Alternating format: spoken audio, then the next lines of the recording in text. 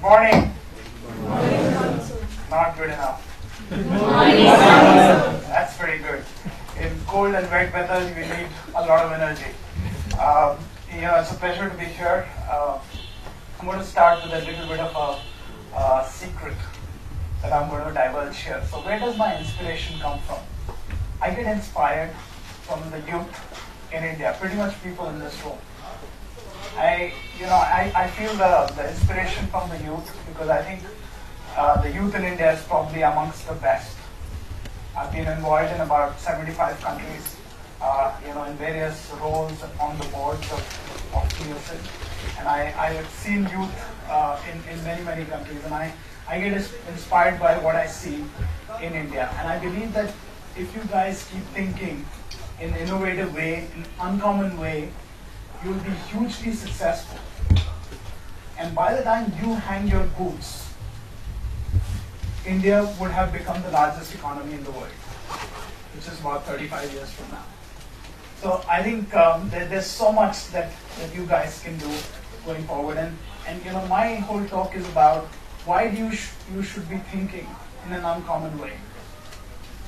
What will happen when you think in an uncommon way? And I think we are going through some unprecedented changes in the world. And we have to be thinking in a different way all the time for us to be sustainable. So my spiel today is going to be to make you think in an uncommon way. I go back to an advertisement that came out in the 70s. Now none of you were there. I was born in the 70s. So, that ad was from Premier Padmani. And that whole ad, one-page ad, it said, nothing has changed in Premier Padmani in the last 20 years. Imagine an ad like that in the newspaper today. Do you think it will be sustainable? Okay, so, if you look at companies like Google, Facebook, Amazon, if they were to ever say that nothing changed in their organization in the last 20 years, some of them wouldn't have been even there for 20 years. But it's very difficult for an organization to remain unchanged for such a long time. And I think that is what is needed in today's day and age, where you're continuously disrupting your own business model. You have to figure out, how do I change and think in a different way? So I'm going to share a few stories with you, essentially looking at it from your standpoint. So you've got a 35-year career ahead of you. You could be thinking of joining a company and working towards building a new innovative product in that company. You could be thinking of becoming an entrepreneur, and you'll see some of the entrepreneurs talk to you today. Or you could have an opportunity of becoming an uncommon leader. And I'll share that story. All these three stories have personally touched me. And I thought these were ideas that were worth sharing in a TED Talk like this. So the first one is about innovative invention that is happening in India as we speak. So Professor Jhunjhunwala from IIT Chennai is involved in making the rural ATM. He has been the father of mobile technology in India and has taken the technology to several notches up. He has been involved and instrumental in building the rural ATM. Now, how does this work? In rural India, a lot of consumers are illiterate. So this machine actually works on fingerprints and actually talks to you. In rural India, we have issues with electricity. We don't have continuous electricity. So this ATM consumes 1/10 the electricity of a normal ATM machine. And it's now also working on solar energy. Then in rural India, the transaction size is very small. So you would have villagers coming, taking 100 rupees out in every transaction. So the cost of machine becomes an issue. So this machine was 1/5 the cost of a normal ATM machine. So they thought they had a good invention in place. So before they commercialized it, they actually went and tested it in a small village in Tamil Nadu. They made the villagers aware of the machine. But still, after a few weeks and a few months, they found that the villagers were not using it. They were really perplexed. Why would an invention like this not work well? They went, they did their research, spoke with the villagers. And the net conclusion was that a crisp note, a crisp note is a fake note, was the belief of the villagers. They felt that a soiled note, something that is really crumpled, a soiled note is a real note because it has traveled many hands. That was their belief. Now, I think sometimes, what is the learning from this? Sometimes we get carried away with low-cost technology and forget the sociology aspect of this. I think invention is only 50% of the innovation. You have to go out and commercialize and understand the sociology. So what did they do? They actually went back to the drawing board, redesigned the machine. And today, that ATM machine dispenses soiled notes. And that ATM is being commercialized and is being exported to developing markets. Again, an uncommon way of thinking. Let's go and talk, think a little bit about becoming an entrepreneur, and I'm sure some of you would have that aspiration. And I think technology is a big leveler. In the past, you would need some history, some heredity of your parents or somebody in business for you to be successful. That's not the case today. Today, technology is the leveler. So let me do this exercise. How many of you sent the fax yesterday? If there was anybody who sent the fax, I needed a separate conversation. How many of you sent an email yesterday? Okay, almost all. Now, 15 years ago, I wouldn't have imagined that fax will die. Today, I cannot imagine that email will die. In a research, we found that the technology that is used by the teens today becomes the technology of the future. And in a recent research report that came out, the teens in the US are actually not using emails. Just 13% of them sent an email yesterday. They've been using SMSs, they've been using social media to communicate. So the technology that you will see tomorrow will be very different from what we see today. And I think as an entrepreneur, you have to start thinking, when the technology change comes, how do you adapt to the new ways of doing things? And by the way, you might be already feeling pretty old because the teens are already behaving very differently. Now, not everybody can be a Facebook, but you can become something like a Together Village. This is Mandeep Singh Dhillon inventing this a couple of years ago, or 3 years ago, which is really targeted to kids under 13, because Facebook doesn't allow, kids to get onto Facebook if you're below 13. But unlike my daughter, who's 10 years old, she's actually 20 on Facebook. Right? So, Together Video was really targeting that, and it was actually linked to the parents' Facebook account. So it was a great concept. The fact that you could actually, the parents could monitor the interaction that was going on, which was a big concern of the parents, and the kids could create their own social network. So it worked well.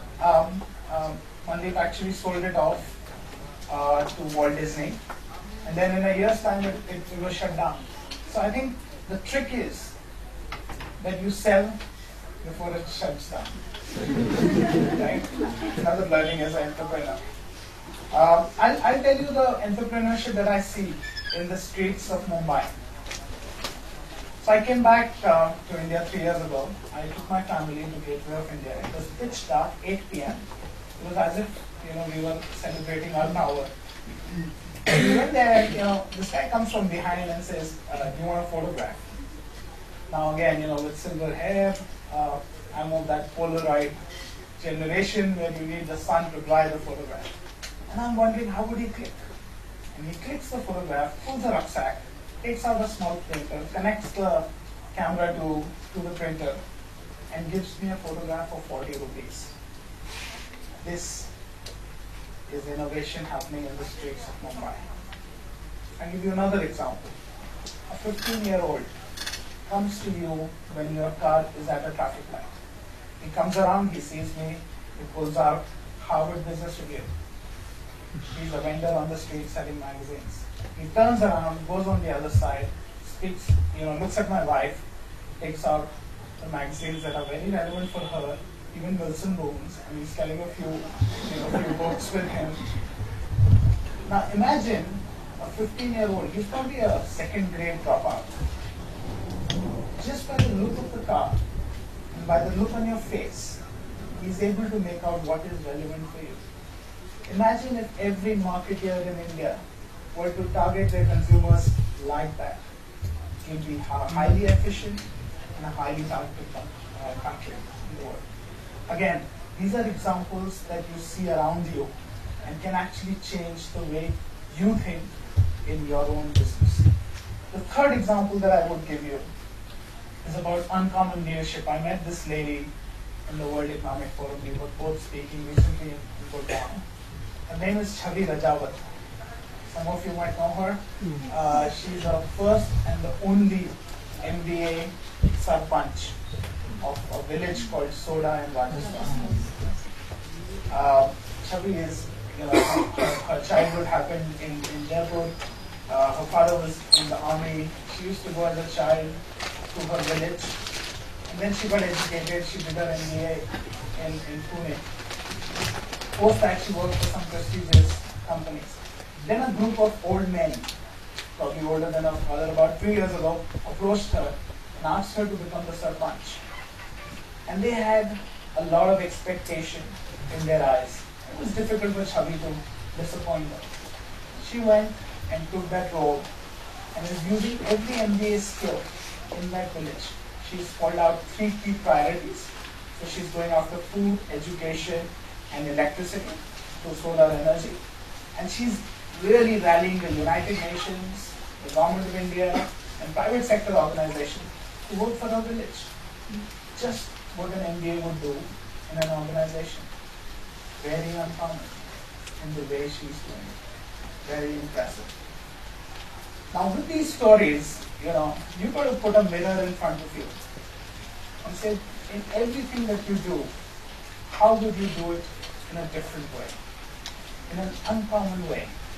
And I would put that same mirror on myself and give you a couple of examples from my industry, which is the market research industry, where we've been going to the consumers and asking them questions and getting some information, analyzing and making some recommendations for our clients. But I think it was about time that we started thinking differently. And the new innovation in our industry is very simple. Stop asking questions to consumers and start listening to them. So there are 2 ways that we started doing this. But tons of data in social media, just by listening to what they're saying, we get enough information. We don't have to ask any question. I'll give you an example. So breakfast cereals in India. We went and analyzed all the social media talk that was happening in India by Indian consumers about breakfast cereals. And we found that they were saying that they were not getting adequate products that they really wanted to use in breakfast cereals, and they were mixing it with various things. So there was a cereal upma, there was a cereal poha, there was cereal with Maggi noodles, and all of that was happening. We took that insight and went back to the client, and they've started now pre-packaging products which are addressing that need. It's the best way you can co-create value with the consumers. No questions asked, just by looking at what the consumers are doing and saying on social media. Another example of listening to the brain through neuroscience, not asking any questions. So what we've learned about the brain in the last 5 years, we have not learned in the history of mankind. And now we are utilizing that information for marketing. So we actually show various marketing inputs like advertising, promotion, packaging, and just listen to their brain. They're wearing an EEG cap, and we are understanding what the brain is saying. And we can actually find out what part of the brain went nuts in the ad. And we can actually take that portion and play it in the hoardings, in the store, and several other places. So it is, changing in the way we are thinking. A simple philosophy of asking questions is start listening to the consumers. So with that, I would urge you to start thinking differently in everything you do. And I think if you were to do that, you would make India proud by being the innovation center of the world. So I would end by a quote from George Washington, and he said, "When you do common things in life in an uncommon way, that is when you will get the attention of the world." Thank you.